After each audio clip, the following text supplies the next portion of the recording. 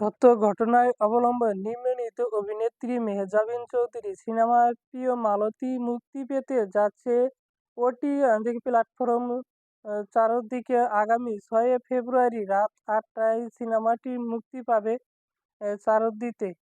এর আগে সিনেমার বড় পর্দায় দেখেছেন দর্শকরা। প্রিয় মালতীর গল্পকার ও চিত্রনাট্যের সম্পাদক দাস সম্পাদিত জানান, সিনেমা মালতীর চরিত্রটির সংগ্রামের সামাজিক ও অর্থনৈতিক মানসিক সংগ্রামের মধ্য দিয়ে যে হয় চিত্রটিকে।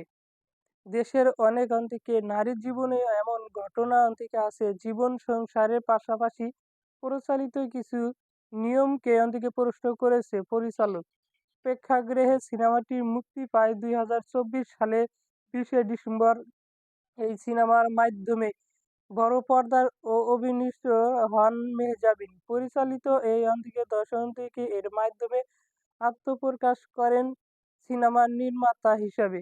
প্রিয় মালতীর মূলত যাবতীয় জীবনের গল্প এই সিনেমায় নিত্য মধ্যবিত্ত লোডবন্দ নারী চরিত্রে অভিনয় করেছেন মেহজাবিন চৌধুরী।